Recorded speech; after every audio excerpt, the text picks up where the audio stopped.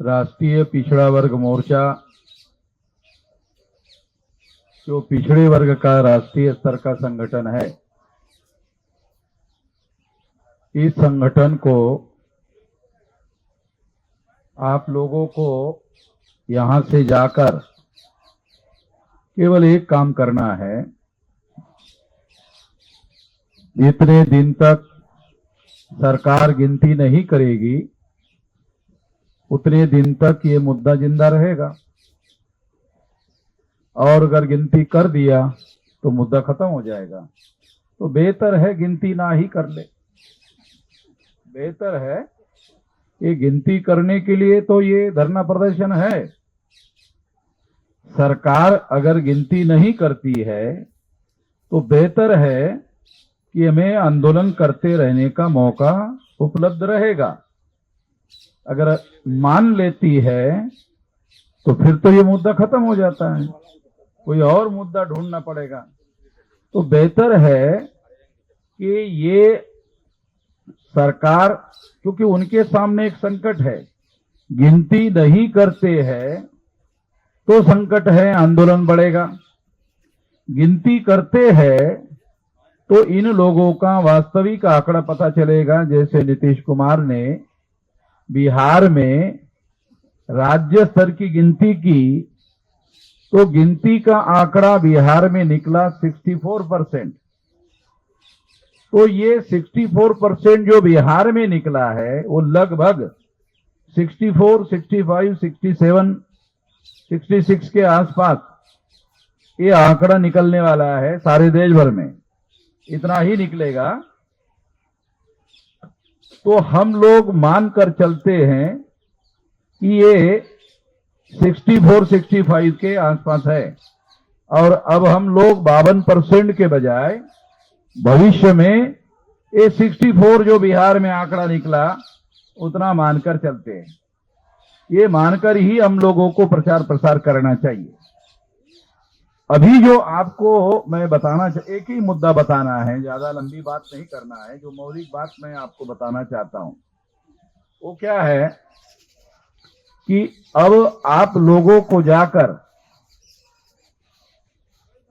राष्ट्रीय पिछड़ा वर्ग मोर्चा की प्रत्येक राज्य में जितने जिले हैं उसमें कमेटियां बनाओ। राष्ट्रीय पिछड़ा वर्ग मोर्चा की कमेटी बनाओ। ये लोग ये मानने वाले नहीं है, ना माने कोई बात नहीं है। तो आप लोगों को जाकर राष्ट्रीय पिछड़ा वर्ग मोर्चा की जिला लेवल पर कमेटी बनाओ। फिर सारे देश भर में तहसील जो है उस राष्ट्रीय पिछड़ा वर्ग मोर्चा की तहसील में कमेटी बनाओ।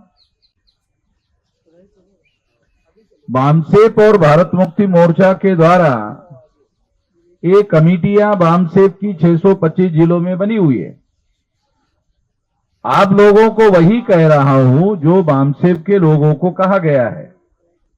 उनको भी कहा गया है कि राष्ट्रीय पिछड़ा वर्ग मोर्चा की सारे जिले में लगभग ये 769 जिले हैं भारत में।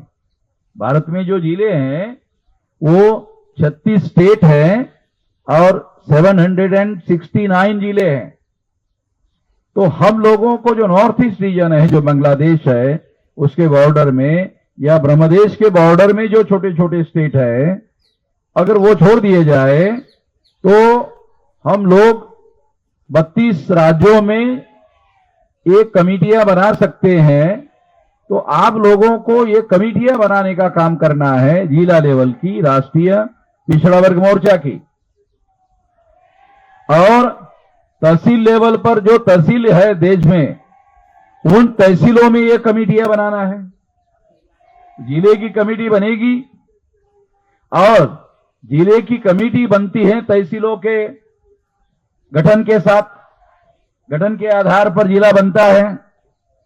और अगर आपने तहसील कमेटी बनाई तो तहसील की कमेटी ब्लॉक और ग्राम पंचायत और गांव से बनती है। आप लोगों को ये बात समझा रहा हूं, बात को समझना जरूरी है। ये ओबीसी की जातियां आधारित गिनती क्यों करना जरूरी है, क्यों करना जरूरी नहीं है, ये सब लोगों ने बताया। इसको मैं बताने वाला नहीं हूं, इसको मैं रिपीट करने वाला नहीं हूं, तो आपको मालूम हो गया। जो मौलिक बात मैं आप लोगों को बताना चाहता हूं वो ये है कि यदि हम डिस्ट्रिक्ट की कमेटी बनाते हैं राष्ट्रीय पिछड़ा वर्ग मोर्चा की, तो वो तहसीलों के साथ मिलकर बनती है। अगर आप तहसीलों की कमेटी बनाते हैं तो ब्लॉक, ग्राम पंचायत और गांव की कमेटियां बनाने से तहसील कमेटी बनती है। तो आपको तहसील कमेटी बनाना है। तहसील कमेटी बनाने का मतलब है ब्लॉक, ग्राम पंचायत और गांव की कमेटी बनाओ। इससे क्या होगा, इससे 6.5 लाख गांव है तो 6 लाख गांव की कमेटियां बन जाएगी। अगर 6 लाख गांव की कमेटियां बनती है तो वास्तव में वहां लड़ाई जो है ना वो हम लोग वहां लड़ेंगे, क्योंकि ये बीजेपी के लोग जो दिल्ली में पहुंचे हैं वो हमारे वोटों के आधार पर पहुंचे, ओबीसी के लोगों के आधार पर पहुंचे हैं। आरएसएस ने और भाजपा ने नरेंद्र मोदी को प्रधानमंत्री क्यों बनाया, इसके बारे में कभी सोचा आपने? पिछले 10 साल से हमने ओबीसी के मुद्दे को राष्ट्रीय मुद्दा बनाने के लिए प्रयास किया। तो अब अपोजिशन पार्टी का जो लीडर है राहुल गांधी, वो भी बोल रहा है, वो भी ओबीसी की गिनती की बात कर रहा है। आज का अखबार में तो और दूसरी खबर है। क्या खबर है? कि बहुजनों का काम करेंगे। अरे भाई, वो तो उसके लिए वामन मेश्राम है ना। बहुजनों का काम करने के लिए वामन मेश्राम है। आप अपने खानदान नेहरू, इंदिरा जी और राजीव जी का काम करो। अब हमारा ज्योतिराव फुले का, बाबा साहब का, शाहू महाराज का काम हमारे ऊपर छोड़ो ना। ये हमारा एजेंडा है, हम लोग काम करेंगे। मगर उनको मालूम हो गया अब यही एजेंडा आगे चलने वाला है और दूसरा कोई एजेंडा चलने वाला नहीं है। तो इसके लिए इस एजेंडे को राष्ट्रव्यापी आंदोलन का सबसे बड़ा मुद्दा है। मैं तो मोदी जी को सलाह दूंगा, इसको लागू ही मत करो। लागू करने के लिए ये कार्यक्रम है। मैं कहता हूं इसके लागू ही मत करो। और कब तक मत करो?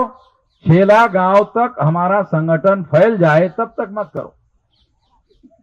6 लाख, क्योंकि ये कर दोगे तो 6 लाख गांव में इस मुद्दे को लेकर कैसे जाएंगे तो लोग बोलेंगे अरे तो हो गया, अभी दोबारा क्यों आ रहे हो। तो इसलिए मत करो। मैं आप लोगों को एक कहावत बताता हूं, सीधे उंगली से घी नहीं निकलता, इसलिए टेढ़ी उंगली से निकालने का बता रहा हूं। आप लोगों को जो बता रहा हूं ना, सीधी उंगली से घी नहीं निकलता तो टेढ़ी करके निकालते ना। तो मैं आपको टेढ़ी करके निकालने की बात समझा रहा हूं कि 6 लाख गांव का इसी मुद्दे का आधार बनाकर आप गांव में जाओ। तो गांव में इन मुद्दों पर आप बात करोगे तो लोग आपको साथ देंगे। गांव में तो हमारे लोग हैं, एससी एसटी ओबीसी के ही तो लोग हैं गांव में। तो वो जो गांव में हमारे लोग हैं, गांव में आपकी शाखाएं बनेगी, कमेटियां बनेगी, 6 लाख गांव की कमेटियां बनेगी।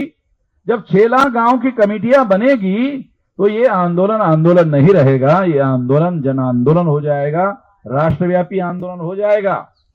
तो ये राष्ट्रव्यापी आंदोलन बनाने के लिए क्या करना चाहिए, ये बात मैं आपको समझा रहा हूं। हम इस पर लगे हुए हैं, बामसेफ के द्वारा लगे हुए हैं, भारत मुक्ति मोर्चा के द्वारा लगे हुए हैं, राष्ट्रीय पिछड़ा वर्ग मोर्चा के द्वारा लगने के लिए आपको कह रहा हूं। आप ये कमेटियां बनाओ।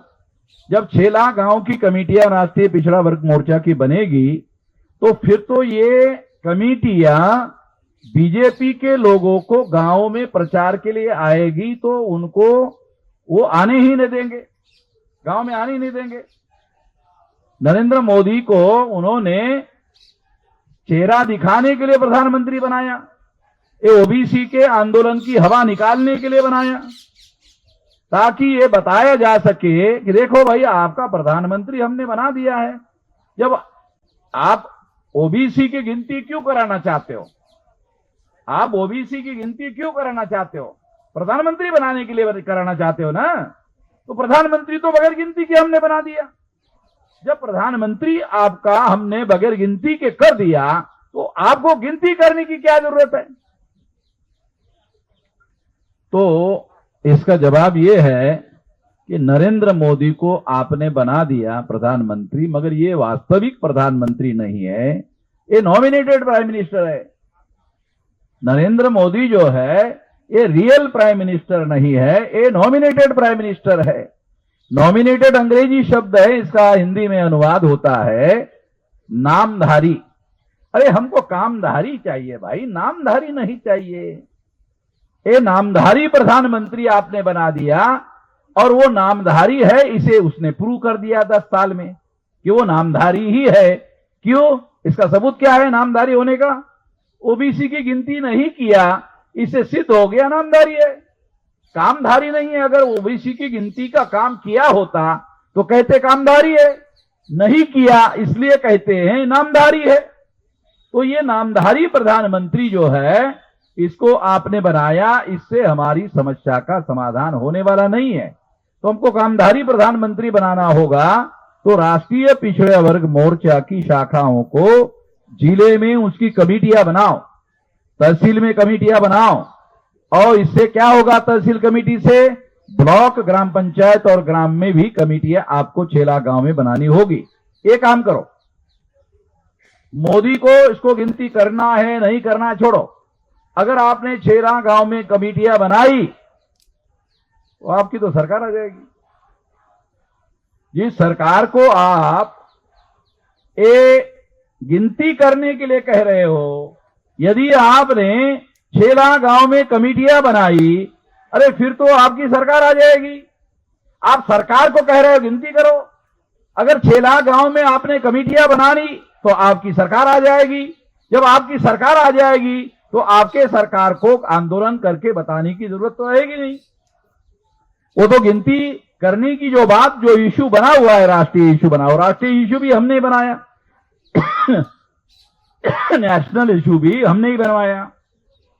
तो इसलिए इस मामले का हल हो सकता है। तो इसलिए आने वाले समय में हम लोग आंदोलन पर सबसे ज्यादा थ्रस्ट देंगे।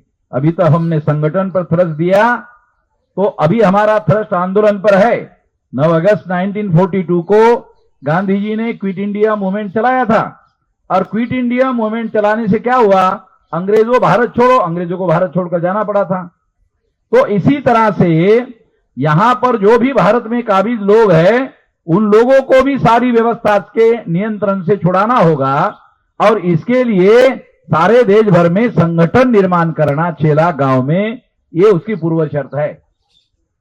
मोदी आपकी बात सुन नहीं रहा तो दूसरा रास्ता अपनाना पड़ेगा। अगर मोदी ने सुन लिया तो आपका मुद्दा हल हो जाएगा। मोदी सुन नहीं रहे हैं क्योंकि मोदी नॉमिनेटेड प्राइम मिनिस्टर है, वो वास्तविक प्रधानमंत्री नहीं है, आरएसएस के हाथ में सारी सूत्र है। तो हमको छेला गांव का संगठन बनाना है। छेला गांव का संगठन बनाओगे तो आपकी ही सरकार आ जाएगी। इस दिशा में आपको काम करना है। तो आपको मैं इस मौके पर बहुत ज्यादा बात नहीं कहना चाहता हूं, क्योंकि कानून के अनुसार 5 बजे तक बोलने की अनुमति दी गई है। 1 मिनट ज्यादा हो गया, तो 1 मिनट मैंने ज्यादा ले लिया है अपनी बात यहीं पर, क्योंकि मैं कानून के पाबंदी का पालन करने वाला आदमी हूं, इसलिए मैंने 1 मिनट ज्यादा ले लिया। तो कानून के दायरे में रहकर मैं अपनी बात समाप्त कर देता हूं। आपने मेरी बात ध्यान से सुनी, इसलिए आभार, धन्यवाद।